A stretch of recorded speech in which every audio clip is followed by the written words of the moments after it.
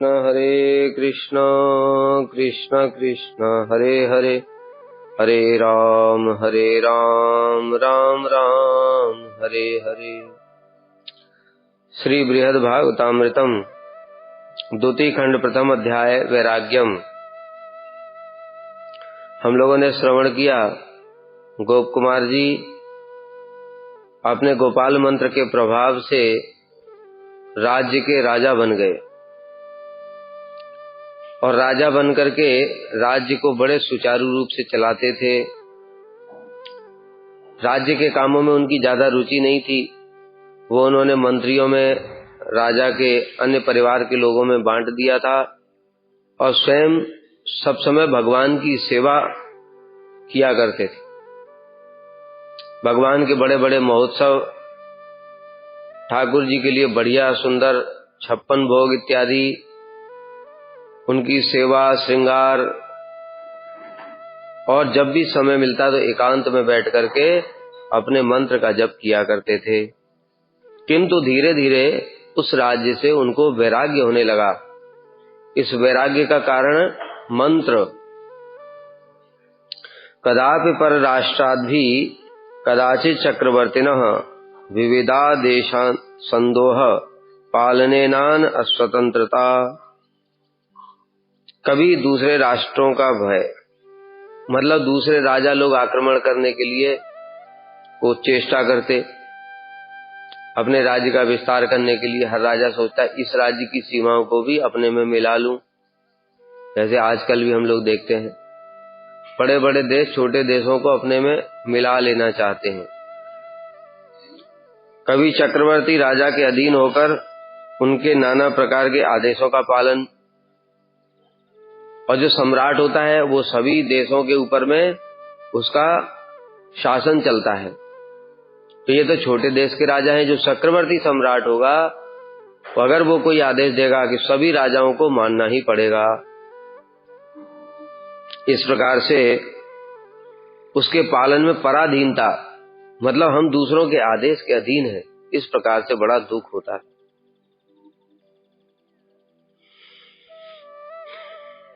इस पराधीनता के कारण प्रभु की सेवा में बाधा उत्पन्न होने के कारण दुख होता था। पराधीनता दुख नहीं था, पराधीनता के कारण सेवा में बाधा उत्पन्न हो जाती। मान लो राजा ने कोई आदेश दिया दूसरे राजा को कि सभी राजा लोग इधर आएंगे, मीटिंग होगी। अभी मीटिंग में तो जाना पड़ेगा क्योंकि चक्रवर्ती सम्राट ने बुलाया है। अब ये सब समय ठाकुर जी का दर्शन करना, उनकी सेवा करना, उनके नित्य कीर्तन दर्शन करना, मंत्र जप करना, ये सब क्या होगा, चौपट हो जाएगा। वो राज्य में जाओ फिर उसके साथ में बैठ करके इधर उधर की बातें करो। वो सभी राजा तो भक्त नहीं थे, इसलिए वो तो इधर उधर की बातें ही करेंगे, संसार की संबंधी बातें। तो ऐसे समय में फिर मंत्र जप भी ठीक से नहीं होगा। इसलिए इन सब चीजों में बाधा के कारण ही उसको दुख होता था और एक बड़ा कष्ट था। जगदीश्वर नैवेद्यम स्पृष्टमन्येन केनचित नीतम बहिर्वासनिग्धो न भुंक्ते कोपि सज्जनः। ये उसको बड़ा दुख था। देव मंदिर की सेवा में यह देख करके जगदीश्वर नैवेद्यम, भगवान का जो नैवेद्य था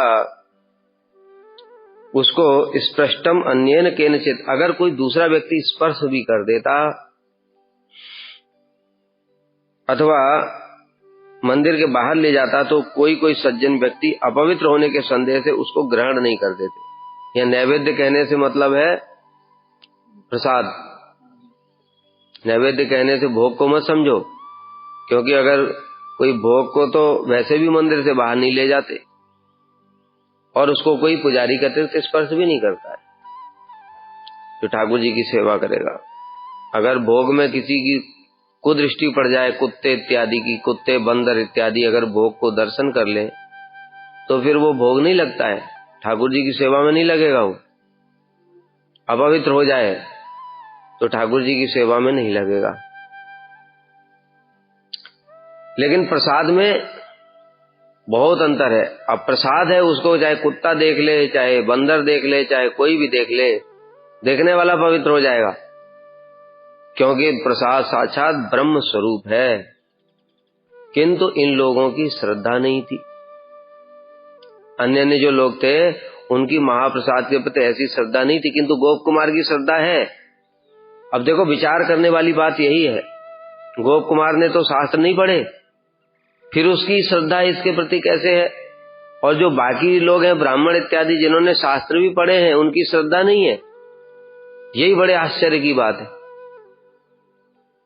शास्त्र पढ़कर के ही तो पता चलता है कि महाप्रसाद की महिमा क्या है, कि उसने शास्त्र नहीं पढ़े फिर भी महाप्रसाद की महिमा जानता है।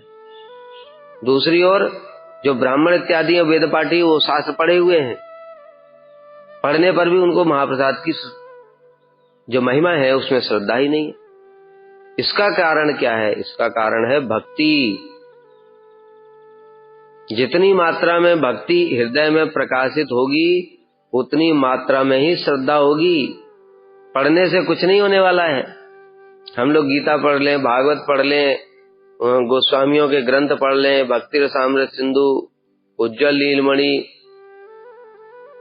गोपाल चंपू, आनंद वृंदावन चंपू, और भी बड़े बड़े ललित माधव, विदग्ध माधव, कुछ भी पढ़ लो, श्रद्धा होगी भक्ति से ही। ज्यादा पढ़ने से श्रद्धा नहीं हो जाएगी। जैसे जैसे भजन का लेवल बढ़ता जाता है, श्रद्धा भी बढ़ती चली जाती है। श्रद्धा तो भक्ति की मूल है। भक्ति में एडमिशन ही श्रद्धा से होता है। भक्ति का एक ही क्वालिफिकेशन है, श्रद्धा। लेकिन वो श्रद्धा बेसिक होती है। उसका मतलब क्या होता है?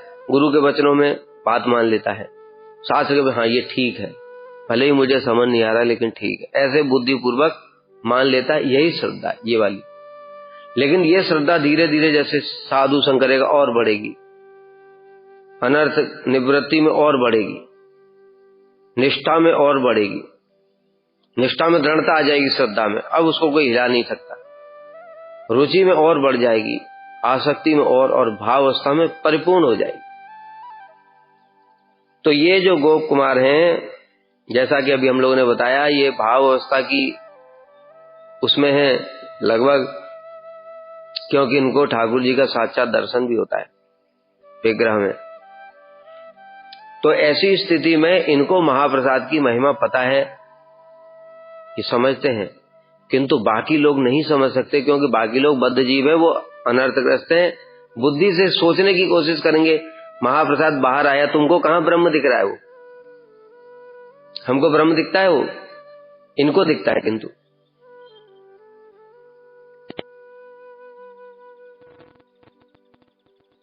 पाटी ने श्रीनाथ जी को भोग लगाए, उस समय माधवेंद्र पुरी ने ही देखा कि श्रीनाथ जी ने सारे भोगों को ग्रहण कर लिया, प्लेटें खाली हो गई। पुरी को दर्शन हुआ और किसी को दर्शन नहीं हुआ, क्योंकि वो शुद्ध भक्त हैं। बाकी लोगों को क्या दिखा? कुछ नहीं दिखा। उनको दिखा जैसा प्लेट में पहले था वैसे ही अभी भी है। फिर माधवेंद्र पुरी ने प्रार्थना की, प्रभु इन भक्तों को क्या देंगे? तो श्रीनाथ जी ने हंसते हुए ऐसे किया और सारी की सारी प्लेटें फिर भर गईं। ये उन्होंने खाया, प्लेटें खाली हुई और फिर भर गईं, ये कोई नहीं देख सकता। यही तो अद्भुत व्यापार है। जड़ आंखों से ये सब नहीं देखा जा सकता है, ये केवल चिन्मय नेत्रों के द्वारा ही संभव है। प्रेमांजन चरित भक्ति विलोचने संतः सदैव हृदयेषु विलोकयन्ति। जब प्रेम रूपी नेत्र आंखों में लग जाएंगे, अर्थात हृदय में भाव प्रकाशित हो जाएगा, नेत्र चिन्मय हो जाएंगे, दिव्य दृष्टि हो जाएगी, उस समय ये साक्षात रूप में ठाकुर जी ग्रहण करते हुए दिखाई देंगे। तब तक नहीं दिखाई देंगे।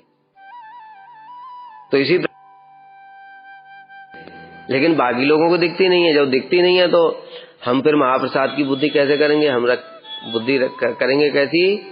खीर, रसगुल्ला, रसमलाई, रबड़ी, मालपुआ, करेला, नीम, ये सब बुद्धि करते हैं।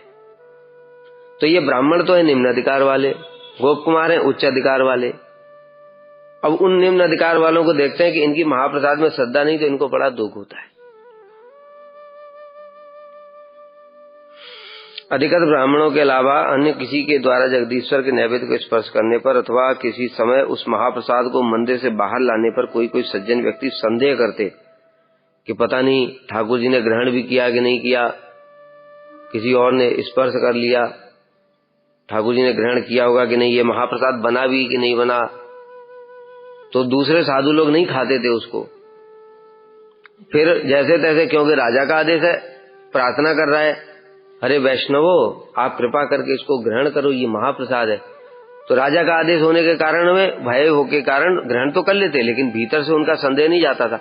अब गोप कुमार तो साधारण नहीं है, ये तो बड़ी उन्नत अवस्था में पहुंच चुके हैं। इसलिए उन्नत अवस्था में पहुंचे, भक्ति की जैसे जैसे उन्नत होती हृदय में, सारे शास्त्र और दिव्य ज्ञान हृदय में प्रकाशित होता है। इसलिए इनको सारा सिद्धांत पता है, कोई पढ़ने की आवश्यकता नहीं होती है, सब प्रकाशित हो जाता है।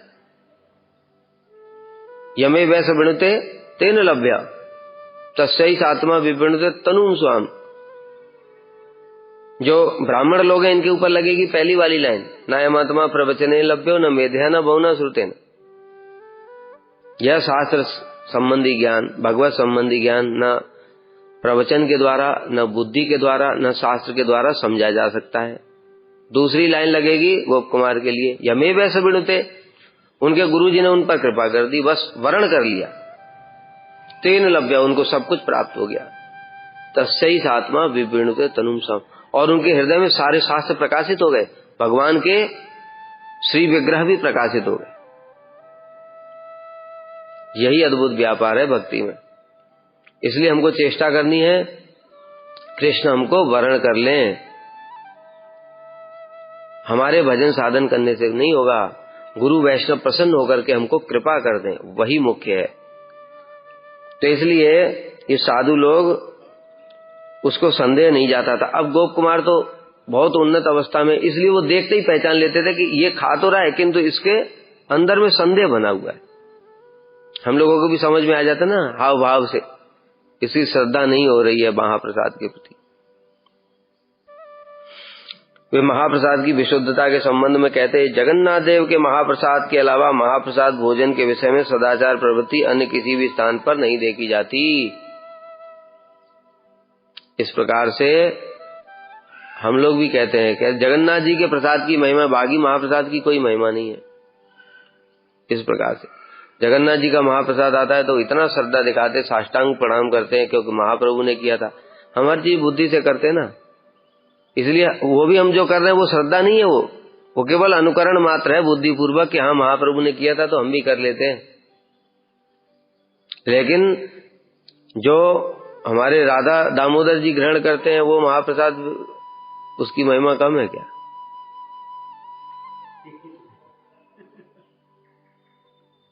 ठीक है, उसकी भी कोई महिमा कम नहीं है, वही महाप्रसाद है। किंतु एक अंतर है, वो अभी आगे विचार करेंगे हम लोग क्या अंतर है।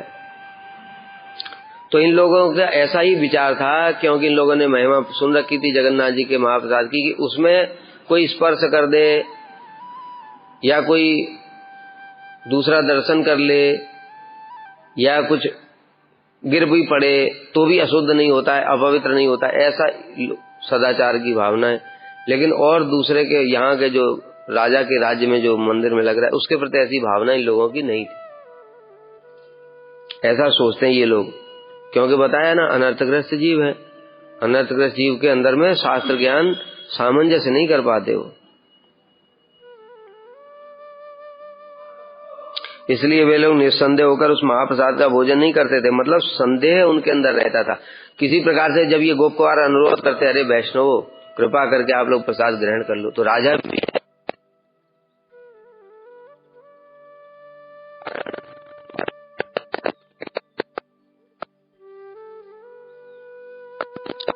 ऐसा व्यवहार देखकर मेरा मन दुखी होता। अतः वो महाप्रसाद के प्रति ऐसी बुद्धि साधुओं की है, ये देख करके गोप कुमार को बहुत खराब लगता था। और फिर सोचते थे कि इस स्थान पर और मैं नहीं रह पाऊंगा, क्योंकि रोज रोज मुझे ये सब देखना पड़ेगा।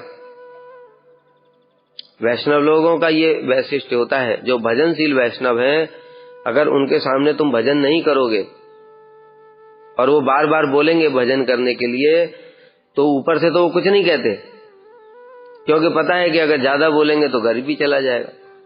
लेकिन भीतर में उनके निर्वेद हो जाता है, अर्थात उनका इच्छा नहीं होती वहां रहने की उस स्थान पर। जो भजनशील वैष्णव उसी स्थान पर रहते हैं जहां पर सब भजन करने वाले लोग, क्योंकि वहां उनका चित्त प्रसन्न रहता है। हम मठ में किस लिए आए? भजन करने के लिए आए, विषयों के देखने के लिए तो हम नहीं आए। विषय तो वहां पर भी थे और विषयों को देखते हुए हम वहां पर भी भजन कर सकते थे घर में, लेकिन हमारी इच्छा थी कि हम साधुओं के बीच में रहें जहां सब समय भजन करते हुए भजनशील लोगों को दर्शन करें, जिससे हमारा चित्त धीरे धीरे उन्नति लाभ करे। इस प्रकार से सोच करके आए। और यहाँ देखते हैं कि लोग भजन ही नहीं कर रहे हैं, उनको सारे दिन खींचते रहो इधर से उधर, इसके लिए चलो उसके लिए चलो, ये करो वो करो, तो फिर धीरे धीरे वैराग्य उत्पन्न हो जाता है कि ऐसा तो फिर संसार में ही भी हम भजन कर सकते हैं, फिर इसके लिए क्यों इन लोगों से माथा मारना। इसलिए उनके अंदर निर्वेद हो जाता है। फिर भजनशील लोग दूसरे स्थान पर चले जाते हैं जहां उनको ऐसे लोगों का संग प्राप्त होता है जो सब समय भजन करते हैं। ये बात लोग समझते ही नहीं है। इसलिए इसको भी अब धीरे धीरे, क्योंकि वहां दूसरों को देखता है वो सब समय अपराध करते हैं और इससे देखा नहीं जाता, इसलिए इसको वैराग्य हो गया। विशेषता महाप्रसाद के विषय में बृहद विष्णु पुराण में महाप्रसाद की महिमा बताई। जगदीश्वर के नैवेद्य अन्न आदि जो कुछ भी महाप्रसाद है उसमें क्या ग्रहण करने योग्य है, क्या नहीं है, इस प्रकार विचार करना उचित नहीं है। हम लोग अभी बुद्धिपूर्वक इसको करेंगे पालन। हम सभी लोगों की ऐसी बुद्धि, हमारी भी ऐसी बुद्धि है, पहले से विचार करके देखते हैं क्या ये हमको खाना है क्या नहीं खाना। इस प्रकार से विचार करना ठीक नहीं है। बुद्धि से तो कम से कम स्वीकार करना पड़ेगा, धीरे धीरे उसका आचरण भी करना पड़ेगा। हमारे गुरुवर्ग ने आदर्श आचरण करके दिखाया। श्रील भक्ति सारंग गोस्वामी महाराज जी, उनके सामने जब महाप्रसाद आता था पनीर खाते। क्यों कर रहे हैं ऐसे? तो आपको किसी का स्वाद पता ही नहीं चलेगा। करेला का स्वाद कड़वा होता है, खीर का स्वाद मीठा होता है, सब्जी का क्या स्वाद है। तो उन्होंने कहा मैं यही तो चाहता हूं, क्योंकि मेरी प्रसाद में दुर्बुद्धि ना हो, इसको महाप्रसाद समझ करके ग्रहण करना चाहता हूं। ऐसा ना समझूं कि मैं करेला खा रहा हूं, मैं पनीर खा रहा हूं। इस प्रकार से ये हमारी जो बुद्धि है वो बड़ी खराब है। महाप्रसाद के प्रति हमारी सभी की ऐसी बुद्धि है, इसलिए धीरे धीरे इसको उन्नत करना पड़ेगा, ऐसी चीजें छोड़नी पड़ेंगी, नहीं तो ये अपराध हैं। ये सब भी सेवा अपराध है। महाप्रसाद हम लोग सेवा करते हैं, खाते नहीं है। और सेवा में ये वाली सेवा छोटी है, ये वाली सेवा अच्छी है, वो वाली सेवा, करेला सेवा अच्छी खराब है और खीर सेवा अच्छी है। यही तो हो गया, एक सेवा अच्छी है एक सेवा खराब है। ये वाली सेवा ज्यादा करूंगा, वो वाली सेवा कम करूंगा। ये सब दुर्बुद्धि है कि नहीं? हम सभी की है, बद्ध जीव है। इसलिए बद्ध होने पर भी बुद्धिपूर्वक इसको स्वीकार करके अपने दोषों को सुधारने के लिए धीरे धीरे चेष्टा करनी पड़ेगी। इस प्रकार का विचार करना उचित नहीं है। यह महाप्रसाद ब्रह्म की भांति निर्विकार है। ब्रह्म की भांति निर्विकार है मतलब अब वो चिन्मय हो गया है, अब उसमें किसी प्रकार का कोई विकार नहीं आ सकता। चिन्मय वस्तु जैसे आत्मा है, आत्मा को नैनम छिंदंती शस्त्राणी। अच्छा, आत्मा को अगर नाली में डुबा दिया जाएगा तो क्या वो गंदी हो जाएगी? गंदा शरीर होता है, आत्मा नहीं होती है। जब आग उसको नहीं जला पा रहा है तो नाली का गंदा पानी उसको स्पर्श करेगा? चिन्मय वस्तु को कोई भी जड़ वस्तु स्पर्श ही नहीं कर सकती। जड़ वस्तु को स्पर्श करती, शरीर को। हम जब नाली में गिर पड़ते हैं शरीर गिरता है, आत्मा नहीं गिरती। आत्मा निर्विकार ही रहता है। ठीक है, तो इसलिए ये जो ब्रह्म है प्रसाद, महाप्रसाद जब भगवान ने ग्रहण कर लिया तो ब्रह्म स्वरूप हो गया, वो चिन्मय हो गया। और वो चिन्मय वस्तु के प्रति कोई भी दोष बुद्धि नहीं रखना चाहिए। वह विष्णु के समान ही आदरणीय है, भगवान के समान ही आदरणीय है।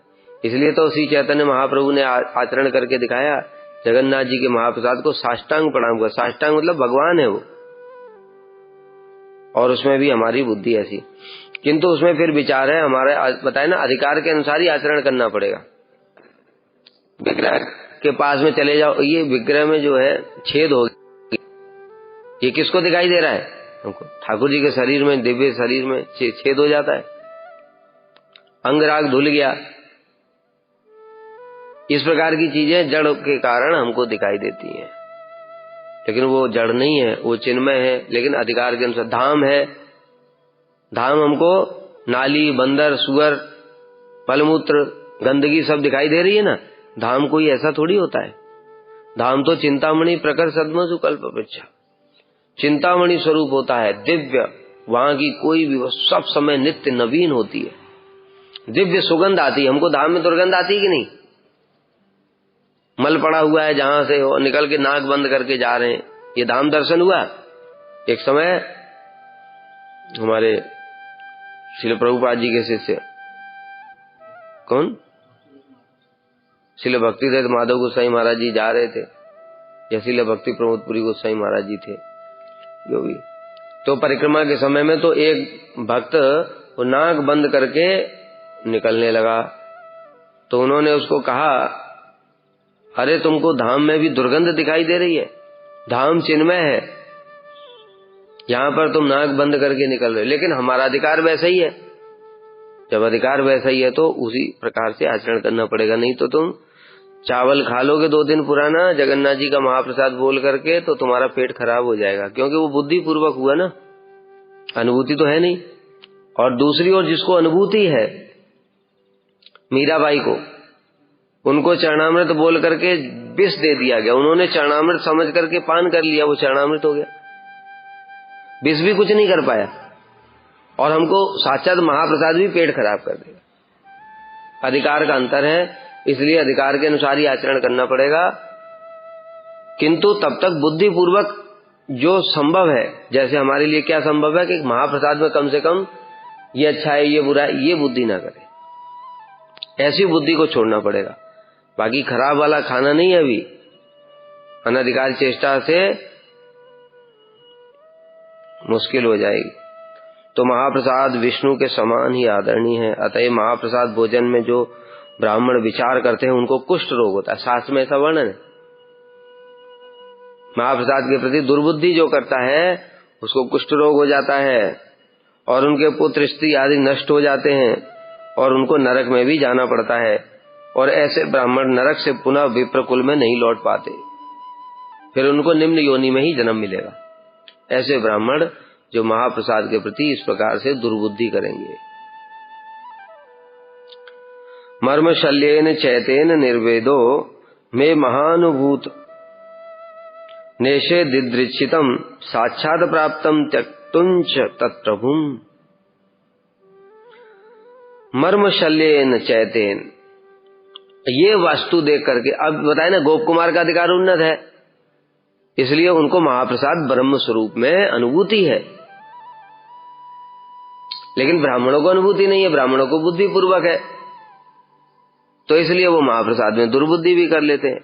लेकिन जिसको उत्तम अनुभूति है, जैसा कि बताया, अब वो जब निम्न लोगों को देखता है तो उसके हृदय में कष्ट होता है। मर्म शल्येन, जैसे शल्य बाण चुभ रहा हो हृदय में, ऐसा उनको कष्ट होता था हृदय में, ऐसी व्यथा होती थी गोप कुमार।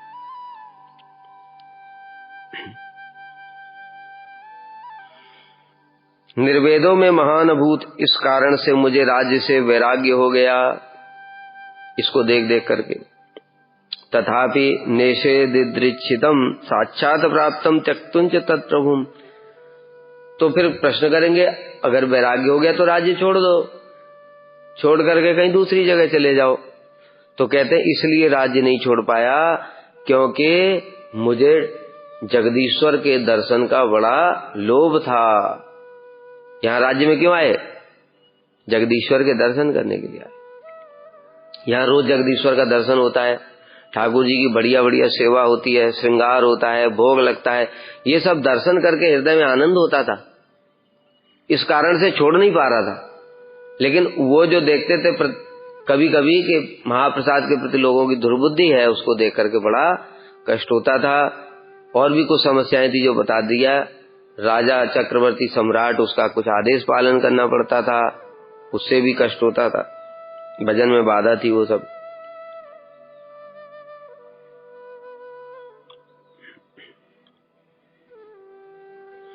निर्वेदम अर्थात राज्य विषयों में वैराग्य। यदि कहो तो फिर इसी क्षण राज्य का त्याग क्यों नहीं कर देते? तो कहते हैं इस प्रकार से, क्योंकि बहुत कष्टों के बाद में जगदीश्वर का दर्शन प्राप्त हुआ था। इसलिए बाह्य रूप से क्रियाएं देखने में समान लगने पर भी कभी कभी भक्तों की भी आसक्ति देखी जाती है मठ मंदिरों में, और कभी कभी हम लोग, हमारे जैसे जो बद्ध जीव, उनकी भी आसक्ति देखी जाती। हमारी आसक्ति होती पद में, प्रतिष्ठा में, इसलिए हम भी नहीं छोड़ते उस चीज को। और देखते कभी कभी महापुरुष भी नहीं छोड़ते। क्यों?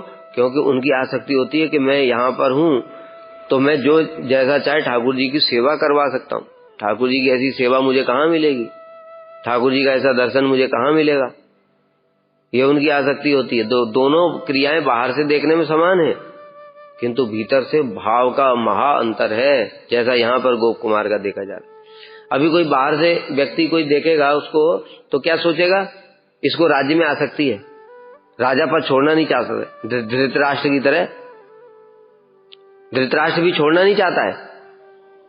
क्यों नहीं छोड़ना चाहता है? मुकुट को बार बार छू करके देखता है, ये मुकुट चला जाएगा, पूरा एकदम हृदय बैठ जाता है, मुकुट चला जाएगा। ऐसे मुकुट में आसक्ति है उसकी, मुकुट नहीं जाना चाहिए किसी प्रकार से भी, इसलिए वो चुपचाप हर समय रहता था। द्रौपदी का चीरहरण हो रहा है, पांडवों के साथ दूत में छल कपट हो रहा है, उनको आग में जलाया जा रहा है, सब समय मुकुट पे ही ध्यान रहता था, मुकुट को देखता था, जो मुकुट चला जाएगा ये पांडव लोगों की। इसलिए दुर्योधन से कुछ नहीं बोलता था।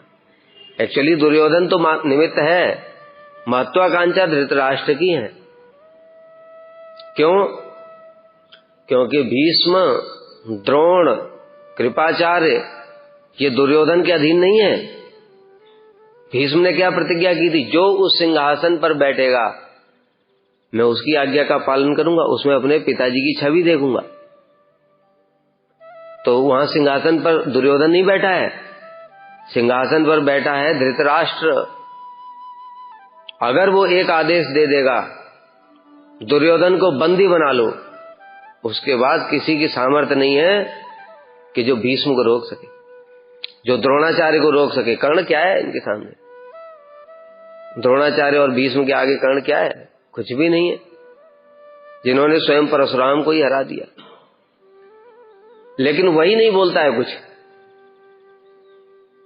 और भीष्म के हाथ बंधे हुए प्रतिज्ञा में, क्योंकि प्रतिज्ञा वचन दिया था पिताजी को। अब पिताजी को दिया हुआ वचन कैसे तोड़ दें? उनके हाथ प्रतिज्ञा में बंधे हुए हैं, लेकिन धृतराष्ट्र के कोई हाथ नहीं बंधे हुए। उसके हाथ बंधे हुए नहीं है, उसका हृदय दौर्बल्य, पुत्र मोह और राज्य का मोह, मुकुट को नहीं छोड़ सकता। ये समस्या थी। नहीं तो वो एक बार आदेश दे देता अगर किसी भी समय, तो बस वहीं पर दुर्योधन का खेल खत्म हो जाता। तो धृतराष्ट्र का देखा जा रहा है आसक्ति, उसी प्रकार से इनकी भी देखी जा रही कि ये भी छोड़ नहीं रहे। अगर दुख है, कष्ट है, तो क्यों पकड़ के बैठे हो? लेकिन दोनों में जमीन आसमान का अंतर है। एक ठाकुर जी की सेवा के लिए नहीं छोड़ रहे, ठाकुर जी के दर्शन के लिए, और दूसरा भोग के लिए। यही भक्त में और एक भोगी में अंतर होता है, लेकिन क्रिया देख एक जैसी दिखती है। एतस्मिन्नेव समय तत्र दक्षिण देशतः समागतै साधुवरै कथितं तैर्थिकैरिदम्। उसी समय तत्र दक्षिण देशतः, वहां पर दक्षिण देश से समागतै साधुवरै, श्रेष्ठ साधुगण उनके राज्य में आए, भ्रमण करते हुए। तैर्थिकैरिदम्, तैर्थिक विप्र, जैसे श्री चैतन्य महाप्रभु की लीला में है। तैर्थिक का मतलब क्या होता है? जो तीर्थ भ्रमण करते रहते हैं, ऐसे साधु। श्री माधवेंद्रपुरी भी ऐसे ही थे, तीर्थ भ्रमण करते रहते थे। जहां जहां भगवान की लीला स्थली है। नित्यानंद प्रभु भी तीर्थ भ्रमण करते करते दैव योग से माधवेंद्रपुरी का दर्शन हुआ। क्या अद्भुत मिलन है उनका। तो तैर्थिक विप्र होते हैं, ऐसे कुछ साधु होते, एक स्थान पर भजनानंदी, एक स्थान पर क्षेत्र संन्यास लेकर के और भजन किया करते हैं। जैसे श्री रूप गोस्वामी, श्री सनातन गोस्वामी, श्री जीव गोस्वामी इत्यादि हमारे गोस्वामियों ने एक स्थान पर रह करके भजन का आदर्श दिखाया।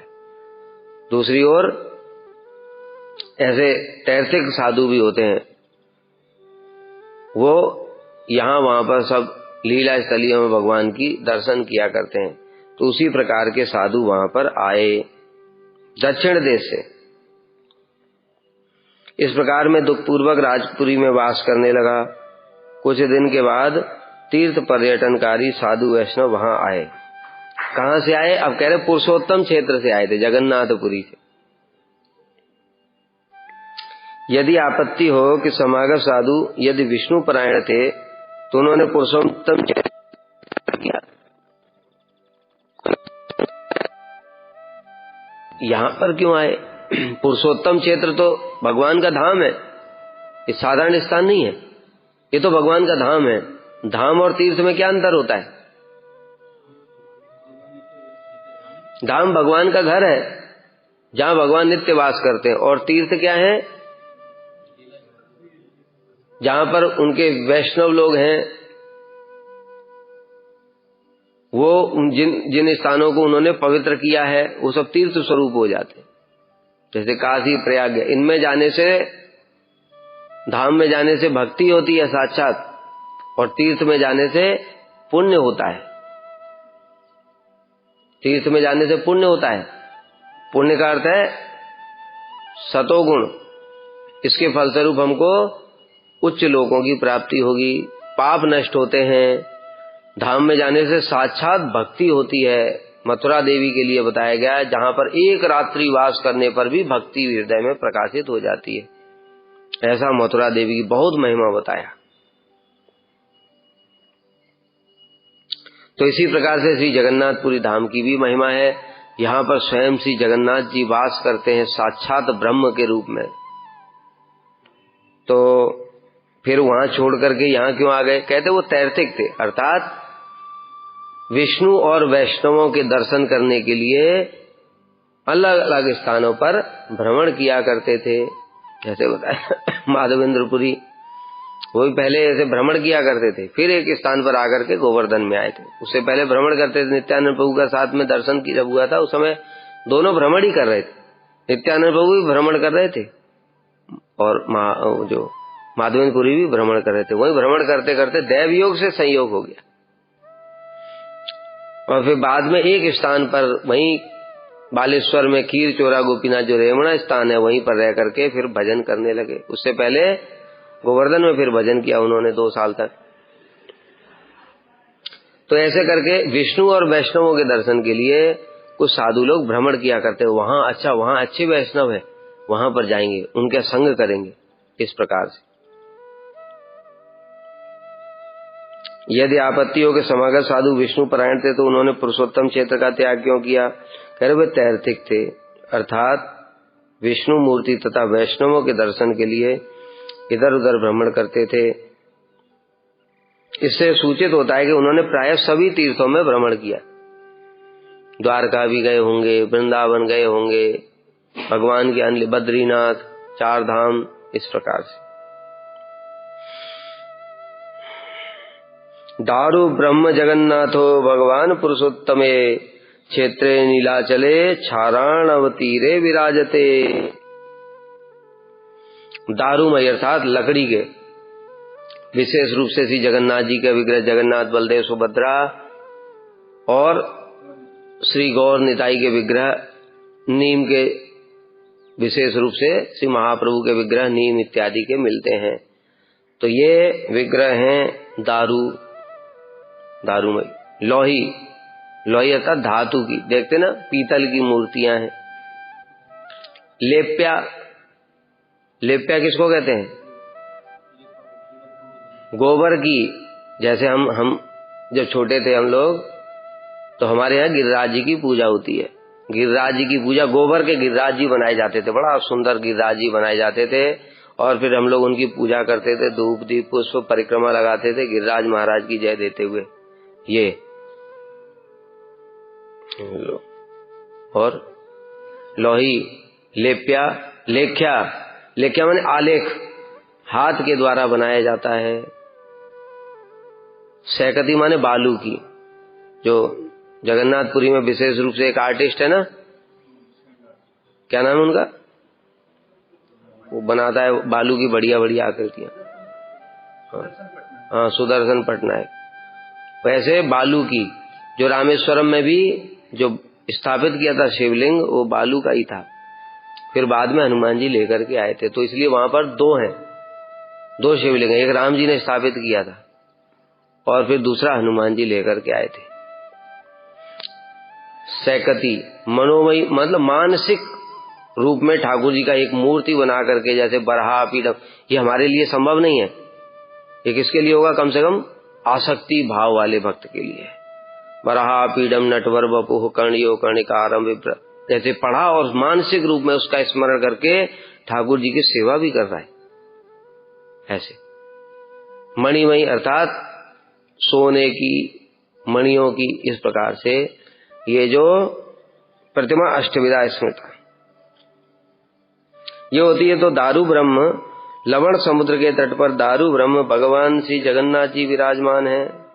संसार के अनंत दुखों को दूर करने के लिए जो ब्रह्म स्वरूप होकर भी दारू ब्रह्म के रूप में विराजमान है, वे परमेश्वर भगवान जगन्नाथ के नाम से प्रसिद्ध है।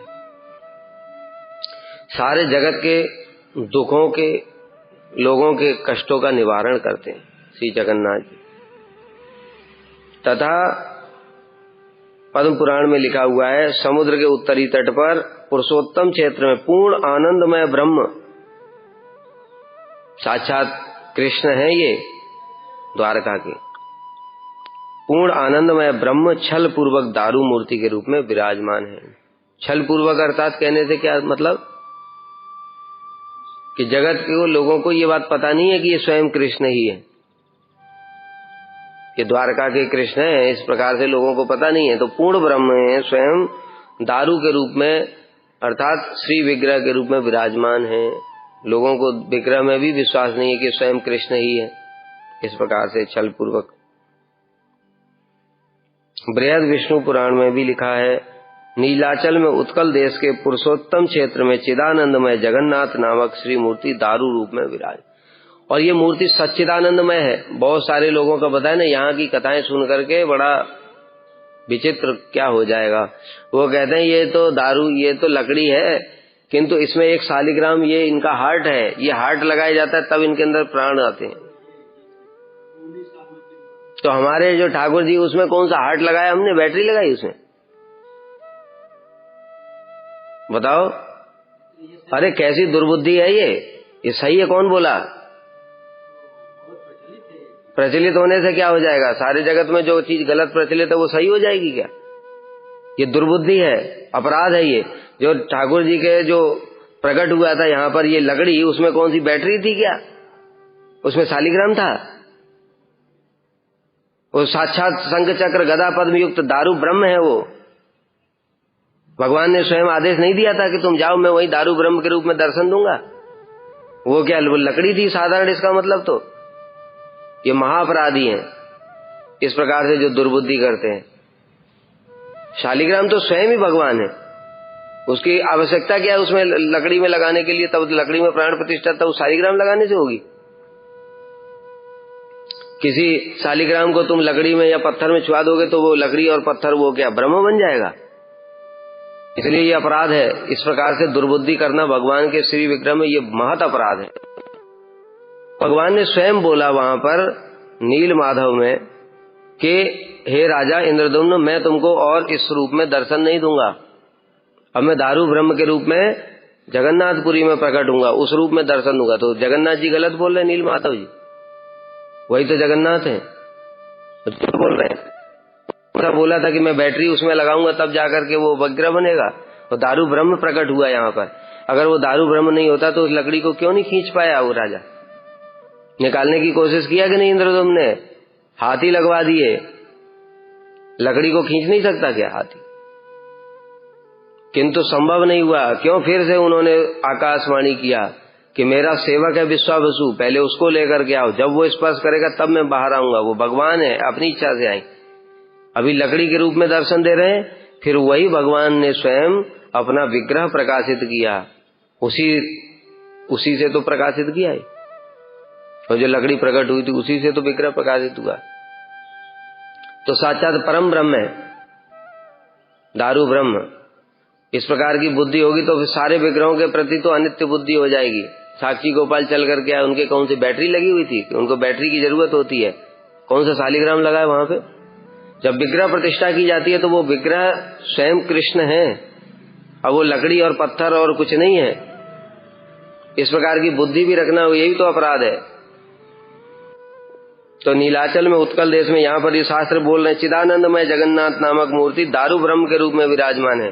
दारू लकड़ी को कहते, शालिग्राम को क्यों दारू ब्रह्म बोलेंगे बताओ जरा? इतनी तो बुद्धि होनी चाहिए। वो लोग जो भी बोलते हैं, हमारी तो हमने क्या सीखा फिर? शालिग्राम तो स्वयं ही ब्रह्म है, उनको दारू ब्रह्म क्यों बोलेंगे?